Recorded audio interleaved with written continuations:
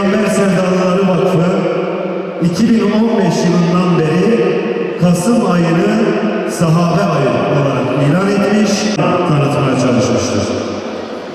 Yine bu kapsamda bu yıl yani 2022 yılında da muaniyat bugün.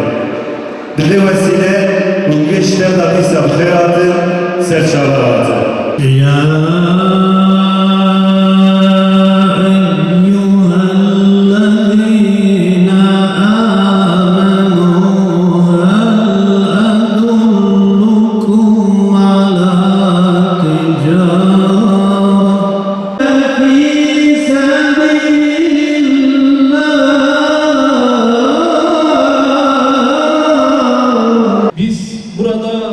Çok ulvi makamlara ulaşmış bazı beşerlerin, yani sahabe-i kiram efendilerimizin hayatını anlatacağız.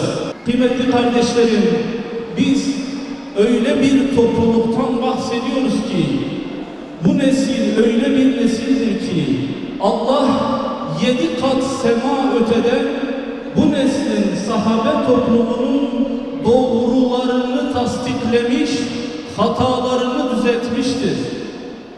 Allah yeryüzüne bir iman elbisesi göndermiş ve provasını da bu sahabe-i kiram efendilerimiz üzerinden yaptırmış. Demiş ki, iman elbisesini taşıyacaksanız işte tıpkı bu sahabeler gibi taşıyın. Eğer Allah'a iman etmiş, ahiret gibi bir derdiniz, Allah'ın rızasını kazanma gibi bir çabanız varsa, Muhammed size aleyhissalatü vesselam en güzel örnek, numune-i misaldir.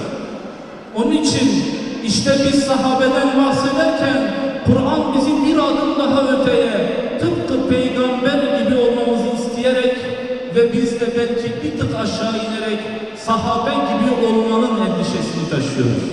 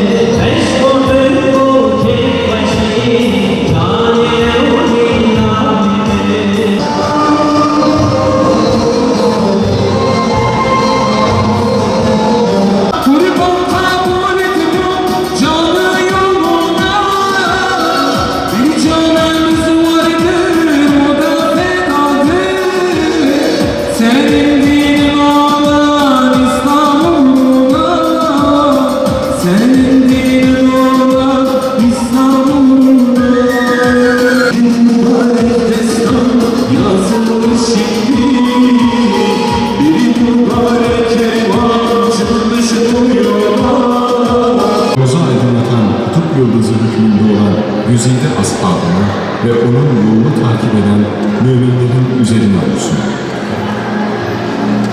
Ashab-ı kiram, Hz. Peygamber'in dost ve yarenleri, aziz İslam dinini dünyanın dört bir tarafına yaymak için hiçbir fedakarlıktan çekinmeyen güzide insanlar.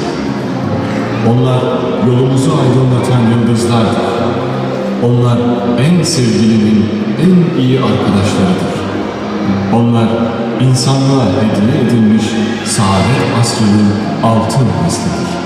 Meher tera dozvan u davakan İslam'ı nakı, revitiyanı imanı ve Adem aleyhisselam desmediki. Hatta Adem-i davişi ev revitiyanı ya imanı ve erdevam dedi. Armanca'da bu en ve nesli kadru kıymet bu din mekteba vahyedi dibin terbiye ve muallimtiya Peygamberi İslam'da perverdehiya fa peygamberin Armanca'da da nasıl avanayı Armanca'da nasıl avanayı bes Armanca meydi ya muhimci şopandına riyavan mert u nehas u agitayı sünneta Peygamber aleyhissalatu vesselam dişopandır. Sünnet dişiyanavandır, hayat avamı sünnet. Sünnet hava, sahaba hava. Sünnet tüm hava, sahaba tüm hava.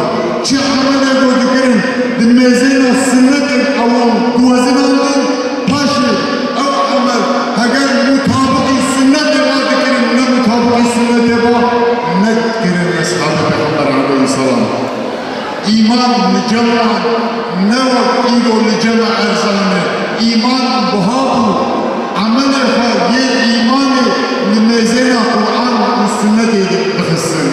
Hayat Allah, ye bir mizgah, hama tüneyleri bırak. Ya çaremi tilavetul Kur'an bu, yani perverdehi ya Kur'an'ı, handına Kur'an'ı, amellerine nigor Kur'an'ı bu, ya Benjaminci cihadun fi sebilillah. Cihada derya hada, mücadele derya hada bu. Ashab-ı Peygamber aleyhisselam buvan her bir hususiyeta jiyan akar, hayat akar,